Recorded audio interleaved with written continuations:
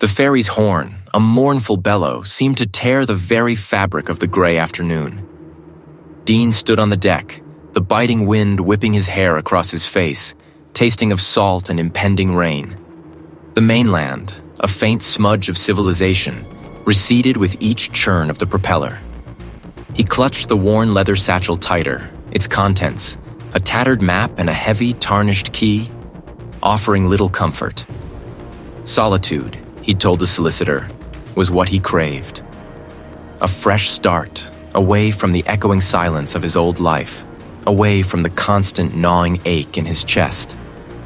But as the island, a jagged silhouette against the bruised sky, grew larger, a different kind of silence began to settle over him, one that felt less like peace and more like a vast, empty canvas waiting for something terrible to be painted upon it.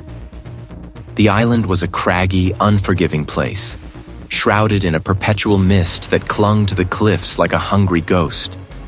The small dock was a skeletal structure of barnacle-encrusted timbers, barely visible through the swirling fog. A solitary figure, the boatman, offered a terse nod as Dean disembarked, his heavy boots thudding on the damp planks. No other passengers had made the journey. This was the end of the line, literally and figuratively. He hoisted his rucksack higher, the weight a familiar burden. The path leading inland was barely more than a goat trail, slick with seaweed and scattered stones. The air was thick with the scent of brine and damp earth, overlaid with something else. A faint metallic tang, like old blood or rusted iron.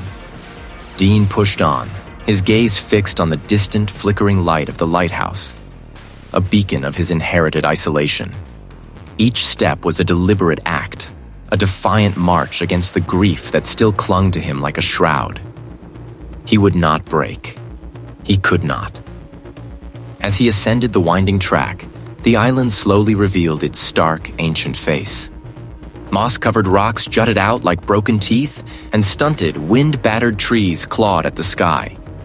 It was the remote monastery, a relic of forgotten piety, mentioned in his grandfather's sparse will. The place felt steeped in a history far older than any man could comprehend, a history that resonated with a quiet, unsettling power.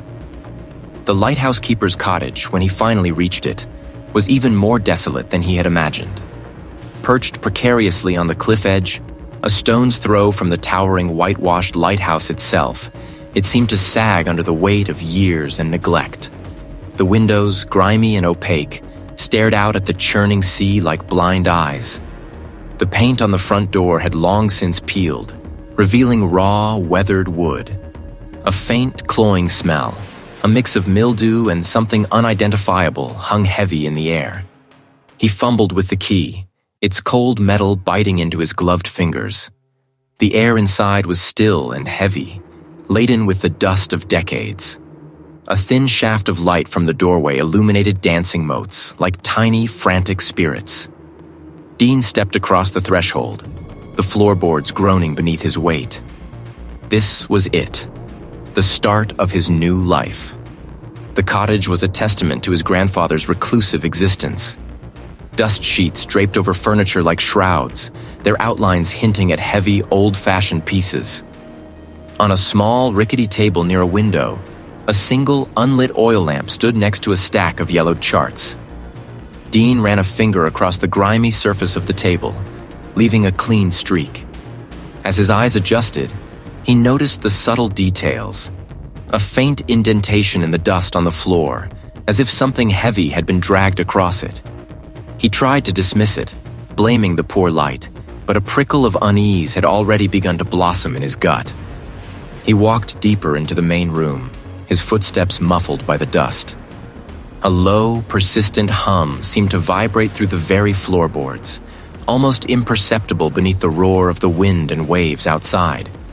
It wasn't the sound of the sea, nor the creak of the old house. It was a deeper resonance, a thrumming that felt like it was coming from below, from the very bedrock of the island. He paused, listening intently. It faded, then returned, a subtle, almost rhythmic pulse. He shook his head, blaming exhaustion, the long journey, the sheer isolation. His mind was playing tricks, he told himself. Then he saw it. On the mantelpiece, partially obscured by a tattered cloth, sat a small, intricately carved wooden box.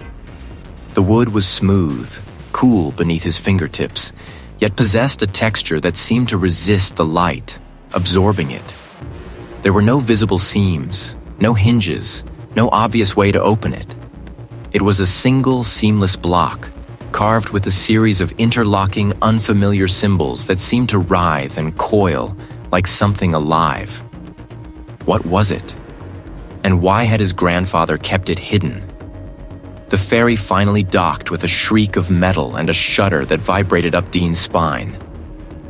A single rusted truck, driven by a taciturn islander whose face was a road map of wind-chapped lines, waited to transport his meager belongings. The ride to the cottage was a jarring ordeal, a slow crawl along a rutted track that snaked through skeletal trees and past fields choked with thorny gorse. He glimpsed, through a break in the mist, the imposing gray stone bulk of a remote monastery perched on a distant, craggy outcrop, its ancient architecture brooding under the low sky. It looked less like a place of solace and more like a fortress against an unseen siege, its windows like vacant eyes staring out at the tumultuous sea. The sight sent a shiver through him that had nothing to do with the biting cold. The cottage itself was a grim sentinel, huddled against the elements, its whitewash peeling like sunburnt skin. Inside, dust motes danced in the slivers of weak sunlight that pierced the grimy windows. The air was stale, heavy with the ghosts of forgotten meals and the lingering scent of salt and mildew. He spent the first few hours in a haze of unpacking, his movements stiff, his thoughts a jumble. The silence was profound, broken only by the groan of the old timbers and the ceaseless sigh of the ocean. As dusk bled into a bruised purple twilight, Dean walked out to the shoreline. He'd expected the usual rhythmic ebb and flow of the tide, but something felt off. The water, usually a predictable presence, seemed to recede further than it should, exposing a vast expanse of glistening dark rock he hadn't anticipated. Then, with an almost unnatural speed, it surged back, crashing against the shore with a voracious hunger that made him take an involuntary step back. It wasn't just the power, it was the sound. A low, guttural rumble seemed to emanate from the depths, a sound that resonated in his chest, not quite a wave, not quite a current. He dismissed it as the unique acoustics of the island, the unusual rock formations playing tricks on his ears. Grief, he reminded himself, could twist perceptions. It wasn't the wind itself, not merely a whistle through a crack. It was something more complex, a murmur of sound that seemed to weave in and out of the howl, like faint, indecipherable voices. He strained to hear, pressing an ear to a rattling window pane. The sounds were indistinct, just beyond the threshold of understanding, yet they held a strange, resonant quality, like a song sung in a language he almost knew but couldn't quite grasp. He told himself it was the sea, the wind, the old house, the isolation. He was alone, and loneliness could conjure phantoms from the air. His grandfather's belongings were still largely untouched, shrouded under dust sheets. The lock was rusted, but with a firm tug, the lid creaked open, revealing a treasure trove of his grandfather's personal effects. The pages, brittle and discolored, were filled with a cramped, spidery handwriting that was unmistakably his grandfather's. He flipped through it, the faint scent of old paper and salt rising from the pages. But as he delved deeper, the entries grew erratic, the handwriting more frantic. Interspersed with the text were disturbing sketches, abstract, swirling patterns that resembled ocean currents, yet possessed an unsettling, almost organic quality. Dean's stomach tightened. Then he found the words, "It comes for us all." And then, a repeated warning, filling an entire page, Do not listen to the deep song. It will claim your mind. Dean stared at the crude drawings, the desperate words. His grandfather, a man he remembered as stoic and rational, had written this. Was it the ramblings of an old man succumbing to isolation? A vivid imagination fueled by the wildness of the sea? Perhaps his grandfather had been prone to episodes of delusion, a consequence of his solitary existence. Dean's fingers still tingled from the rough paper of the journal. His grandfather's frantic script, the crude, desperate sketches. They clung to his vision even after he'd closed the book. Ramblings of an old man, he'd thought, but the words had a visceral edge that gnawed at his certainty. He couldn't shake the image of the frantic eye, the abyssal maw. He needed answers, not just to understand his grandfather's final days, but to make sense of the unsettling whispers the island seemed to exhale. He started with the cottage itself, systematically sifting through his grandfather's possessions. Old sea charts, brittle with age, covered one wall of the study. He pulled them down, unrolling them on the dusty floorboards, tracing the coastlines with a hesitant finger. The island, barely a speck on most, was meticulously detailed on others, showing treacherous shoals and currents that Dean, the cartographer, appreciated for their precision. But beyond the navigational data, there were faint, almost invisible annotations. Symbols, like an ancient, forgotten script, scrawled in margins near submerged rocks and deep-water trenches. He photographed them with his phone, hoping a clearer view on a larger screen might reveal something. His search led him to a small, locked chest hidden beneath a loose floorboard in the study. The key, surprisingly, was taped to the underside of the desk. It wasn't a journal, but an old local history, its pages thin and foxed. The title, barely legible, spoke of the island's early settlers. He spent the next few days immersed in its faded text. The history was sparse, mostly records of fishing halls and lighthouse keepers. But tucked away in an appendix, almost an afterthought, were brief mentions of local folklore. Tales of a forgotten people, not the early settlers, but an older presence. They spoke of a sunken maw, a city of black stone swallowed by the ocean during a cataclysmic storm centuries ago. The old legends claimed its inhabitants, driven mad by isolation and the deep, had made a pact with something beneath the waves, an agreement that promised them bounty in exchange for something unspecified, something terrible. Dean's stomach tightened. The word pact. It echoed from his grandfather's journal. The only place on the island likely to hold deeper historical records was the remote monastery, perched on the island's highest, most desolate peak. Getting there was an arduous trek, the path winding through gnarled, wind-battered trees and over slick, moss-covered rocks. The monastery itself was a formidable structure of gray stone, its ancient walls thick and unyielding against the relentless coastal winds. A solitary bell tower rose against the bruised sky, its bell silent. An elderly, stoic archivist, whose eyes seemed to hold the weight of generations, met him at the great wooden door. Dean explained his research, omitting the more fantastic elements of his grandfather's notes. Back at the cottage, the new information cast a terrifying light on his grandfather's journal. The crude drawings, once dismissed as senile scrawls, now seemed like desperate attempts to depict the sunken maw, or the entity it served. The frantic warnings about the tide claiming its due and the hunger stirring resonated with the monastery's ancient texts. His grandfather hadn't been rambling. He had been documenting. He had been fighting. That night, the dreams began. They weren't like any dreams he'd had before. He heard a sound, a low, resonant thrumming that vibrated in his bones, a song of immense, ancient power. He saw carvings on their surfaces, sinuous lines that pulsed with a faint internal luminescence, depicting creatures with too many limbs, too many eyes, their forms fluid, ever-changing. He felt an immense pervasive presence, not malevolent in a human sense, but utterly indifferent, hungry, and awakening. He woke with a gasp, sweat slicking his skin, the thrumming still echoing in his ears. He swung his legs out of bed, needing to ground himself in reality. His bare feet touched something cool and slick on the floorboards beside his bed. He frowned, reaching down. His fingers brushed against a patch of glowing, gelatinous growth.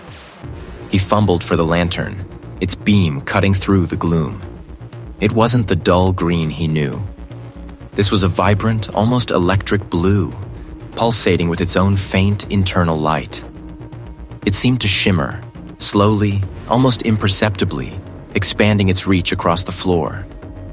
A faint, cloying scent, like stagnant seawater mixed with something metallic, hung in the air. He knelt, his breath catching in his throat.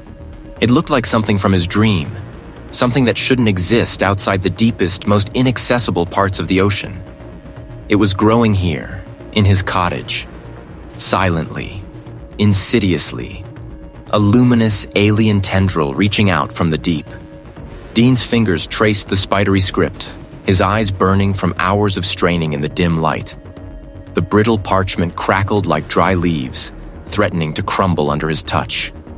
His grandfather's journals, filled with cryptic entries and hastily scrawled diagrams, spoke of the sunken maw with a reverence that chilled Dean to the bone.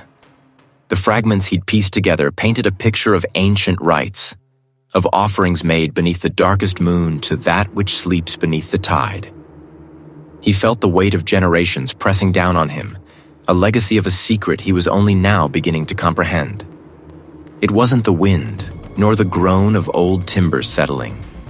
It was a sound he'd noticed intermittently over the past few days, easily dismissed as the island's ceaseless symphony of natural forces. But tonight, it had a different quality, a persistent, hypnotic drone that vibrated in his teeth, a subtle pressure behind his eyes. He pressed a hand to his temple, trying to clear his head, but the hum persisted, a deep-sea thrum against his skull.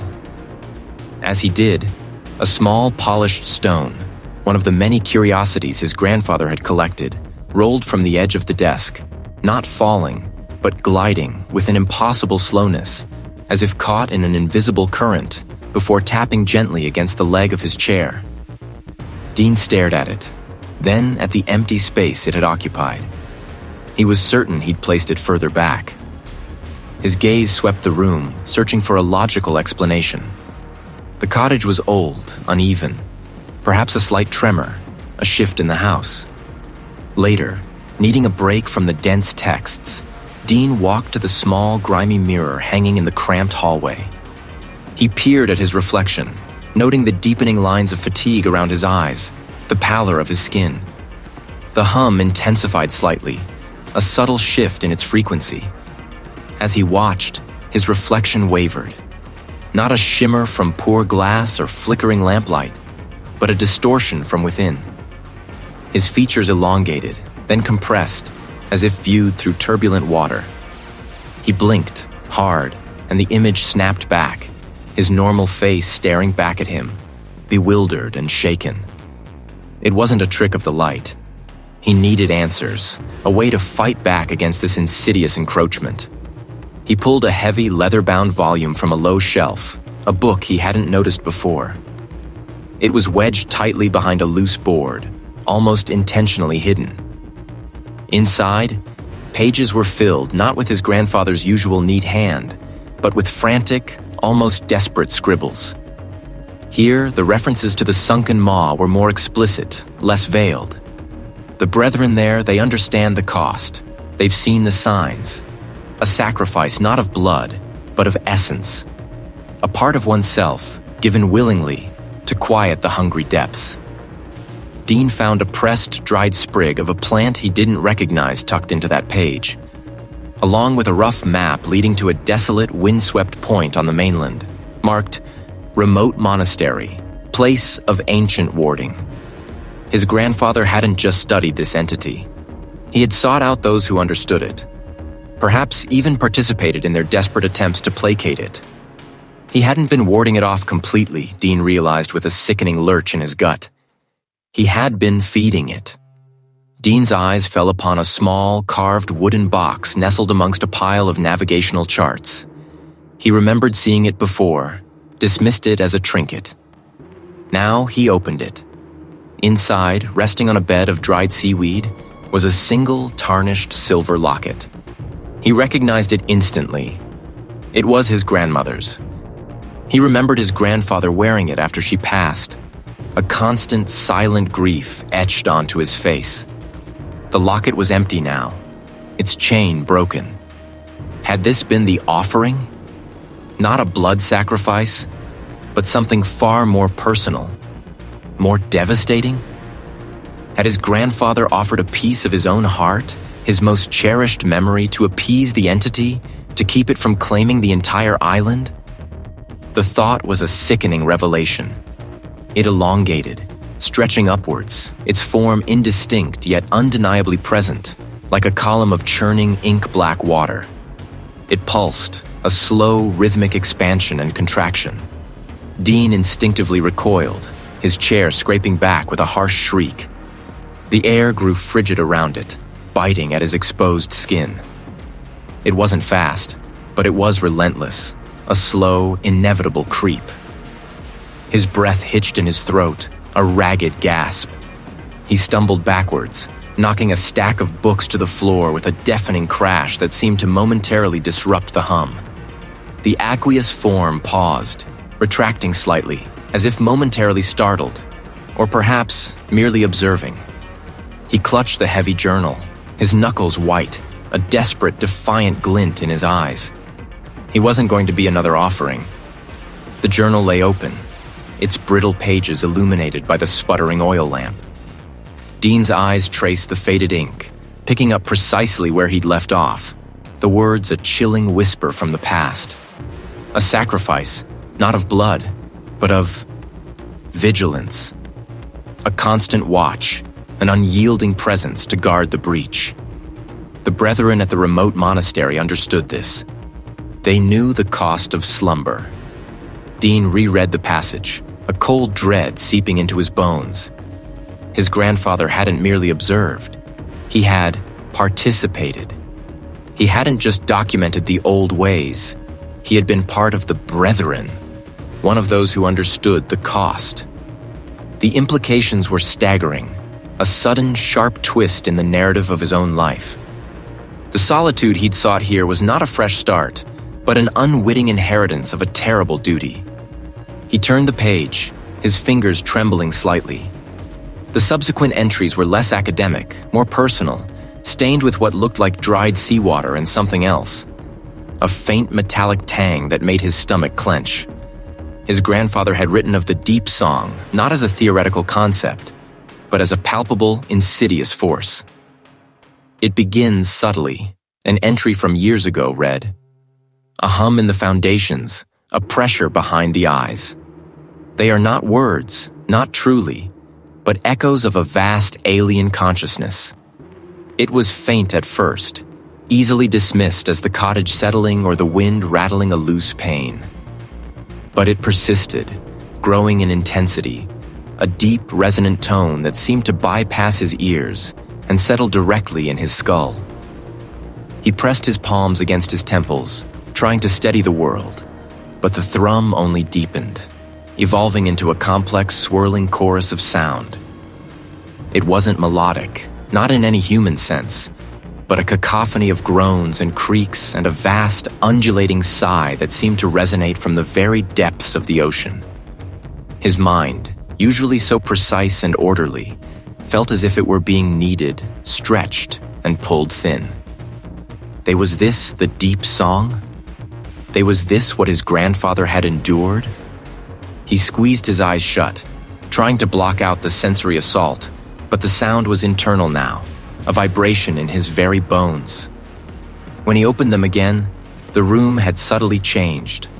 The familiar wooden beams seemed to writhe, their grain twisting into grotesque, fleeting faces that dissolved the moment he focused on them. The dust motes dancing in the lamplight appeared to coalesce, forming fleeting, indistinct shapes that darted just beyond his peripheral vision. He wanted to scream, to run, but his feet felt rooted to the floor, his muscles locked in a terrifying paralysis. This was not just unease. This was the fabric of his reality fraying at the edges. The journal lay forgotten, its pages now shimmering with an unnatural phosphorescent glow. His grandfather's final entries were scrawled with a desperate urgency. The breach strengthens. The song grows louder. I have prepared the lower chamber, the sanctum. It is the last defense, the place of vigilance. The pact demands a successor. A successor. Had his grandfather known? Had he foreseen Dean's arrival? The inheritance of this accursed duty? The thrumming intensified, accompanied now by a distinct rhythmic thump, thump, thump that seemed to emanate from directly beneath his feet. It was too regular, too deliberate to be the sea or the wind. It was a pulse, a slow, heavy heartbeat from the earth itself. He looked down, his gaze drawn to a section of the rough-hewn floorboards near the massive stone foundation of the lighthouse tower. They looked like all the others, worn and ancient.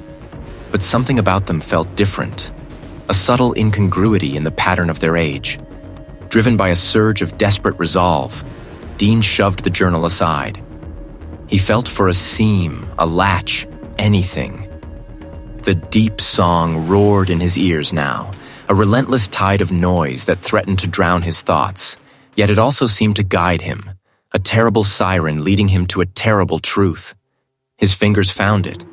A small, almost invisible metal ring, flush with the surface of one board, cleverly disguised. He pulled. The ring scraped against the wood with a sound like a tortured moan. With a grunt, he lifted the heavy board. The rhythmic thump, thump, thump was deafening now, vibrating through the very air. He could see nothing, but the deep song was a physical presence down there, a tangible force that pulled at him, promising oblivion.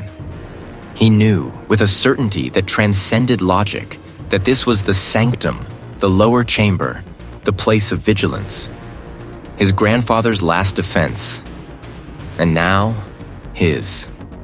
He swallowed hard, the taste of salt and fear bitter on his tongue. He had to go down. Too real, too close.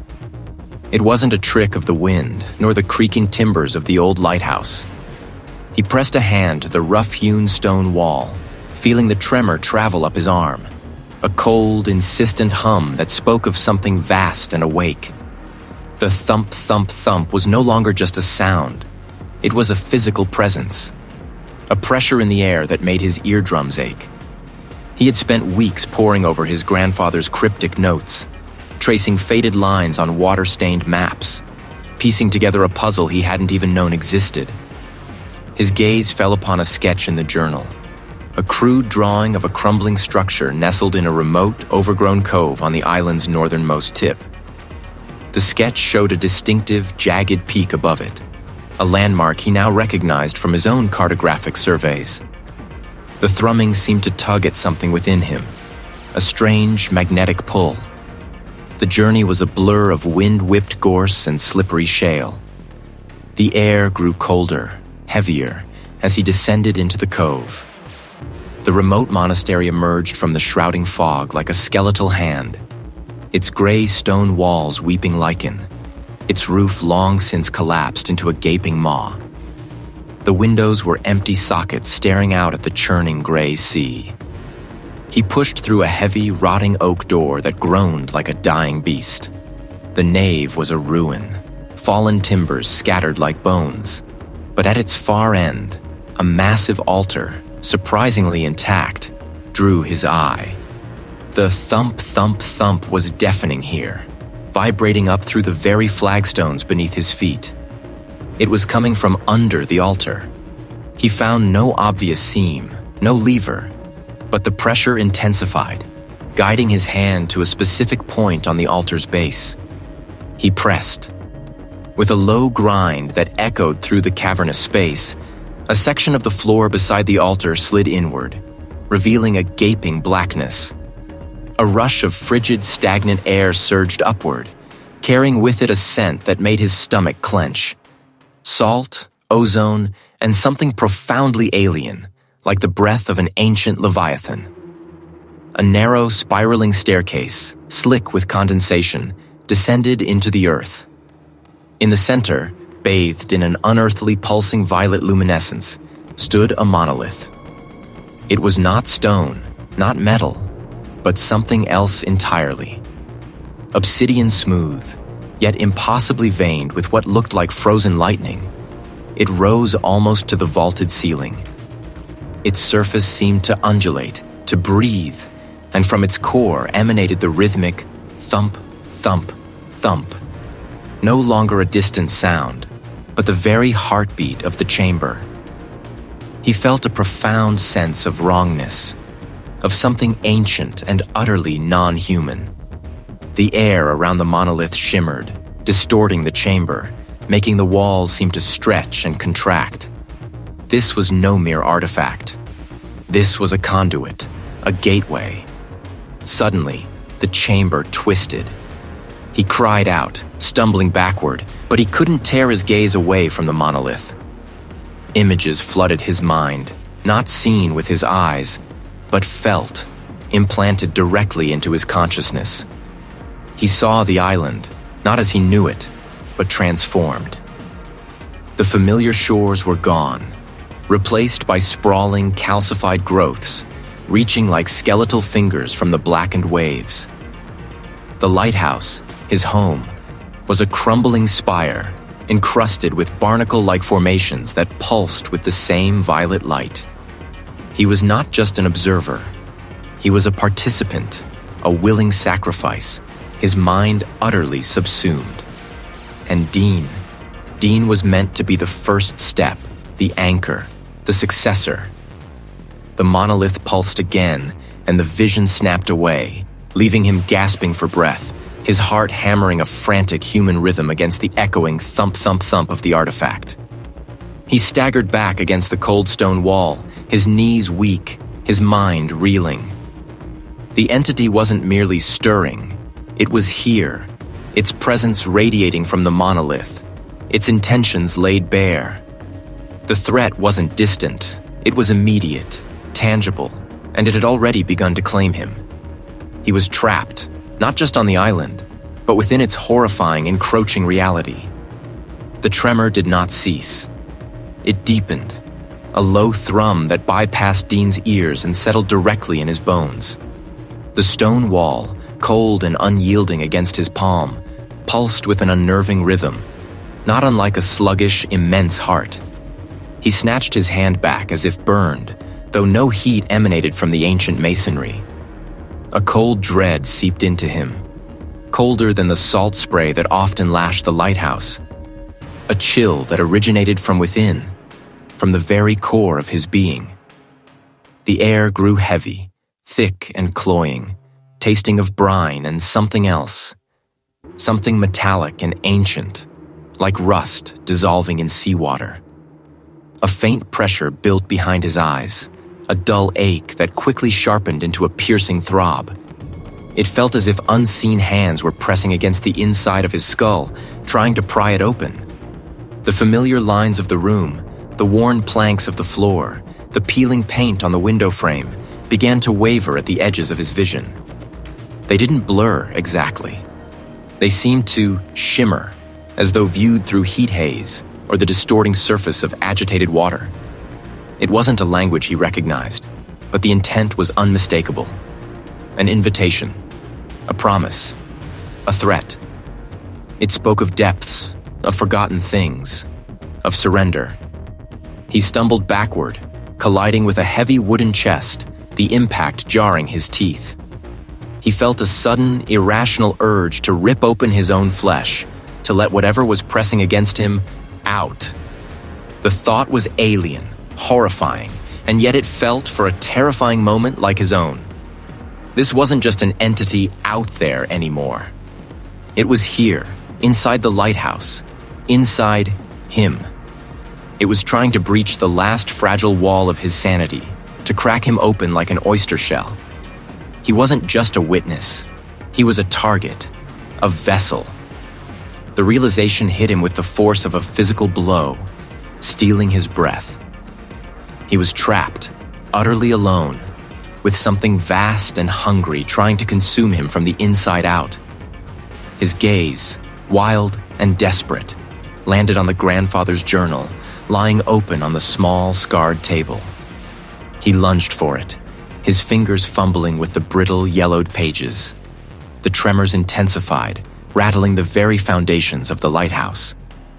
Dust rained down from the ceiling in fine, gray drifts. He flipped through pages, his eyes darting across the cramped, faded script, searching for anything, any instruction, any clue. His grandfather's erratic handwriting, once merely quaint, now seemed imbued with a frantic urgency that mirrored his own. Then, a section caught his eye. He forced himself to focus, to parse the archaic language. It detailed a method, a ritual, to seal the gateway, to force the entity back into its unfathomable prison. But the instructions were fragmented, incomplete, peppered with gaps and ellipses where crucial details should have been. It seemed his grandfather had either never finished transcribing it or had deliberately omitted parts. He scanned further, his breath catching in his throat. They spoke of a locus of convergence, a specific point where the veil was thinnest, and of a binding sacrifice. Dean's eyes locked onto the words, the world around him momentarily receding into a dull roar. This wasn't about blood in the traditional sense. It was about the profoundest grief, the deepest wound a soul could bear. His grandfather, in his own desperate attempts, must have understood this.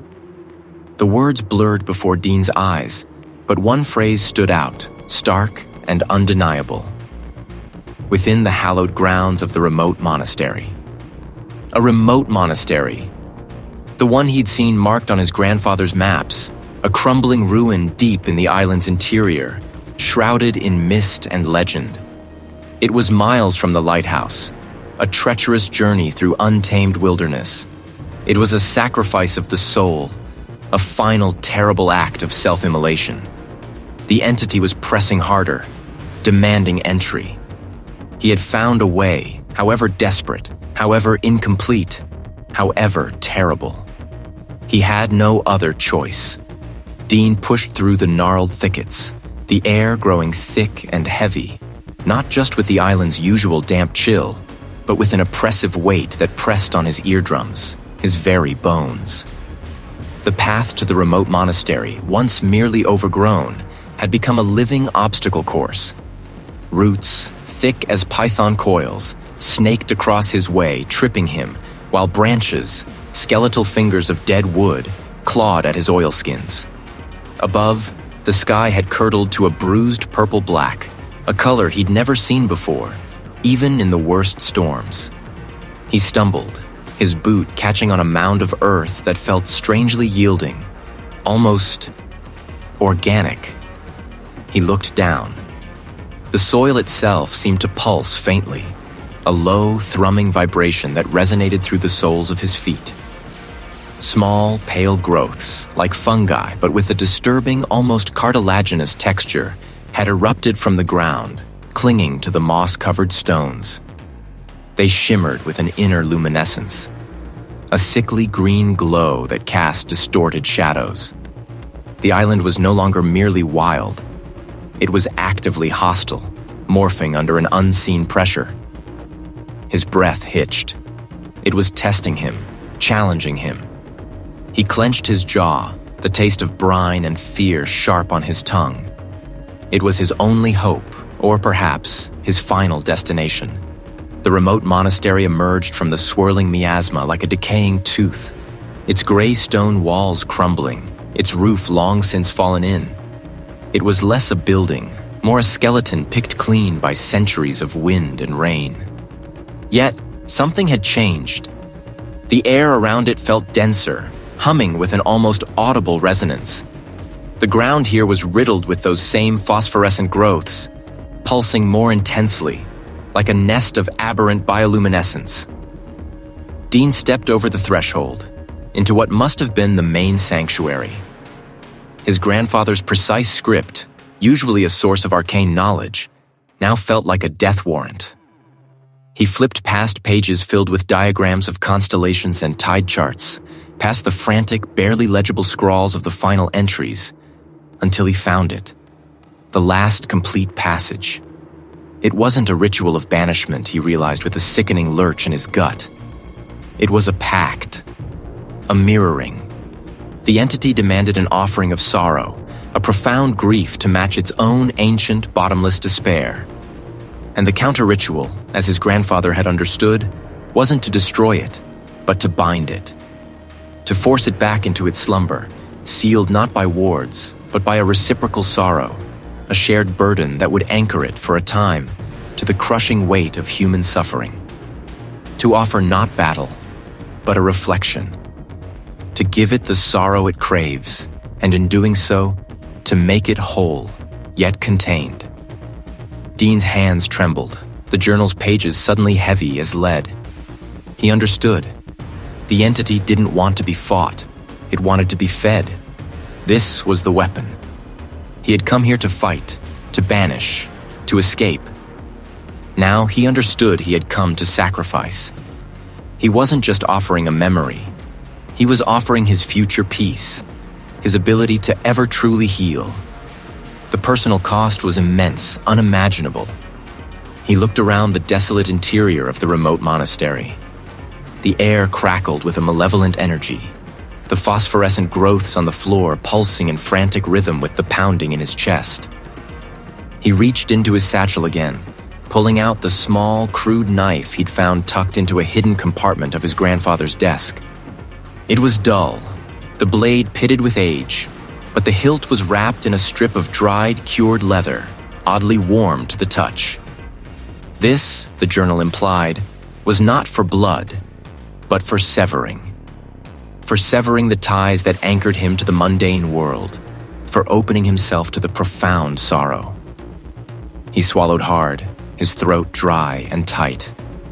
The wind outside had begun to keen, a high-pitched, almost human wail that seemed to mourn his decision, or perhaps celebrate it.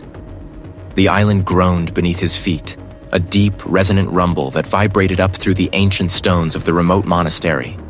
The entity was stirring, its hunger reaching a crescendo. It knew he was here. It knew what he was about to do.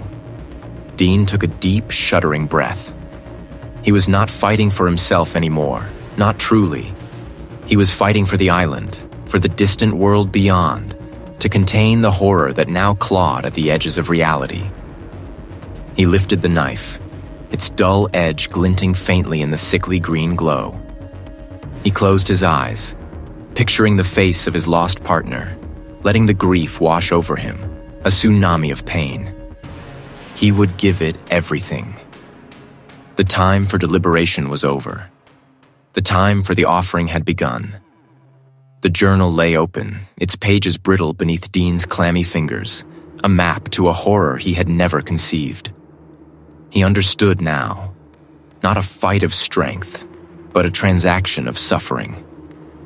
The entity craved a specific kind of sustenance, a profound, crushing weight of loss, something so potent it would sate its abyssal hunger, perhaps even send it into a slumber for another age. And Dean, scarred by a grief that had hollowed him out, was uniquely positioned to provide it. The first rays of a bruised dawn bled across the sky as Dean embarked. He clutched the final, crucial component of the ritual, a small leaden box described in the journal, its surface etched with symbols he didn't recognize but felt deep in his bones. It wasn't at the lighthouse, the journal had insisted. The true anchor of the pact, the conduit for the feeding, lay hidden. The path, overgrown and treacherous, seemed to shift beneath his boots, the stones slick with an unnatural moisture. As he drew closer, the monastery's silhouette against the gray sky seemed to ripple, as if viewed through heat haze, though the air was frigid. The monastery's great wooden doors, warped and sagging, groaned open at his touch, revealing an interior swallowed by perpetual twilight. Strips of ancient tapestries hung like tattered skin from the walls, revealing damp, crumbling stone beneath, The air was heavy, stagnant, carrying the scent of mildew, cold stone, and something else. Something ancient and metallic, like old blood and salt. Dean moved with a grim purpose, following the journal's cryptic directions through a labyrinth of decaying corridors. The thrumming intensified, a pressure building behind his eyes. In the center, on a raised stone plinth, rested a shallow obsidian basin. Its surface was unnervingly smooth, reflecting no light, only a profound, inky blackness. This was the true vessel, the journal revealed, not merely for the ritual, but for the sacrifice itself. A wave of nausea washed over Dean.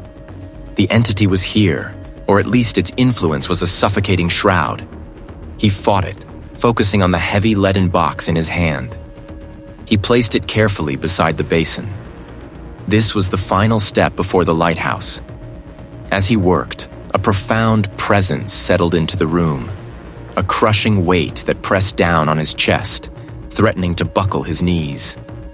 He saw faces in the periphery of his vision, distorted, anguished visages, all reaching, all hungry.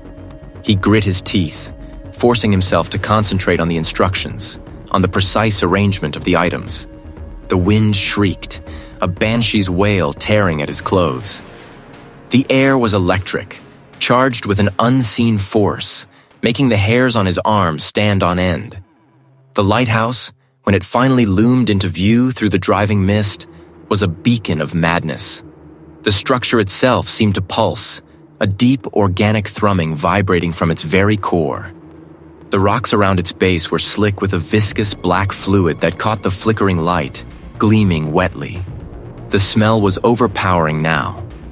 Brine and decay, but also something metallic and alien, like the inside of a vast, unliving thing. The interior was a maelstrom of sensory assault. The air was a tangible, crushing weight, pressing against his eardrums. The thrumming was deafening, a roar that vibrated through his bones, making his teeth ache. He began his ascent, his legs heavy, each step an act of sheer will. The entity was fully manifested now, not as a physical being, but as an pervasive, suffocating reality. It clawed at his mind, showing him fragmented images of his past, of the tragedy that had driven him to this island, twisting them into grotesque parodies. He heard their voice, begging him to stop, to just let go. "No," Dean snarled, the sound ripped from his throat, barely audible above the roar. This was it. The top of the lighthouse, the lamp room, was where the portal had weakened, where the veil between worlds was thinnest. He burst into the lamp room, the air there thick with ozone and the cloying scent of the deep. The very glass of the lamp room was weeping, not water, but that black, viscous fluid, streaking down the panes like tears. This was the entity's maw, its gaping hunger made manifest. Dean moved to the center of the room, placing the obsidian basin from the monastery on the pedestal where the lamp's mechanism should have been. This was the true offering, the heart of the pact. But it was not enough. The journal had been clear. The potent, crushing element, the sacrifice, had to come from him. The entity recoiled, the swirling mist in the lens flaring, then contracting, as if in pain or fury. "You cannot, you will not. It is ours." He knew what he had to give. Not his life, not a meaningless death, but something far more valuable, far more devastating. He found the raw, untamed grief for his lost loved one, the profound, crushing sorrow that had been his constant companion, the reason he had sought solitude on this desolate island. He found the love that fueled that grief, the undying hope, however faint, that he might one day find peace. He poured it into the obsidian basin, into the ancient heart. It was the severing of his deepest connection, the surrender of his most cherished sorrow, the final crushing goodbye. The entity shrieked. It was a sound that tore at the fabric of reality, a sound of agony and rage, and finally, a terrible, sated exhaustion. The black mist in the lens writhed violently, then began to recede, drawing back into itself, pulling the viscous fluid from the glass, shrinking, collapsing. The thrumming began to diminish, slowly at first, then rapidly. The light from the beacon, no longer erratic, steadied, cutting a clean, unwavering beam across the now calmer sea. Dean stood, swaying, utterly spent. He had given it what it wanted. He had given it everything. He had sealed the portal, but at what cost? He looked at his hands, feeling nothing. The world seemed muted, distant. The entity was gone, for now. But so was a fundamental part of Dean. Dean closed his eyes, taking a shuddering breath. He had found it. The raw, untamed grief for his lost partner. A wound that had festered within him. A constant, dull ache. This was not a weapon, but an offering. A profound, agonizing surrender. He reached out, not with his hands, but with the exposed nerve endings of his soul, and offered it to the encroaching chill that had sought to claim him. A sensation unlike any he had ever known coursed through him. It was not pain, not exactly, but a vast, cold emptiness that began to siphon away the very essence of his sorrow. He felt it leave him, not in a rush, but in a slow, deliberate drain, like a tide receding from a long-soaked shore. He felt himself thinning, growing translucent, as if the part of him that wept had been meticulously extracted. He opened his eyes. The very stones of the tower seemed to exhale. Dean stood there, an anchor in the sudden, terrible quiet. He was empty. The grief was gone, consumed, leaving behind a sterile, unnerving calm. The entity had retreated, sated, but it had taken a piece of him that he now understood was fundamental to his humanity. He was no longer a man burdened by sorrow, but a vessel devoid of it. A landscape scoured clean by a psychic storm. His legs felt like lead, but the urgency that had driven him was gone, replaced by a strange, listless drift. He found his small boat, a battered skiff he'd used for supplies, and pushed it into the water. The rhythmic dip of the oars was a stark, monotonous beat in the stillness. He rowed without direction, the island a fading silhouette behind him. The sun, a pale, anemic disk, tried to pierce the persistent mist. After what felt like hours, a new shape emerged from the gray expanse. A cluster of severe, ancient stone buildings perched on a rocky outcrop of a neighboring smaller island. It was the remote monastery, a place he'd only seen on old charts, rumored to house a silent order dedicated to forgotten truths. Dean beached his skiff on a patch of coarse shingle and stumbled ashore. The air here was sharp with the scent of brine and damp stone. He walked towards the monastery's forbidding walls, his footsteps crunching on loose pebbles, the only sound apart from the distant cry of a gull. A heavy oak door, studded with rusted iron, stood ajar.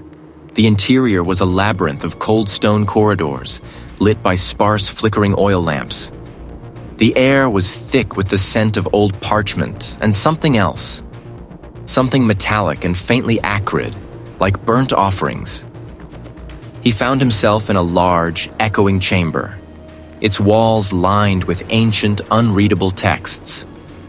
Before a simple altar, a solitary figure knelt, cloaked in rough homespun, its back to him. The figure did not stir, did not acknowledge his presence. But they were just his hands, calloused and strong. The truth was not etched on his skin, but in the new, terrifying emptiness of his soul. The deep song was dormant, but he understood now that it was not truly gone. It had merely been fed, its hunger sated for a time. He thought of his grandfather, the lighthouse keeper, and the strange, knowing look in his eyes in old photographs. Had he, too, made a similar pact? He was not free. He had merely inherited a burden, a terrible guardianship. His sanity hadn't shattered into screaming fragments, but had instead solidified into a terrifying, unyielding calm. He was the watchman of the deep, forever listening for the first faint tremor of its reawakening. The monastery offered no answers, no escape, only a stark, silent witness to his new, terrifying reality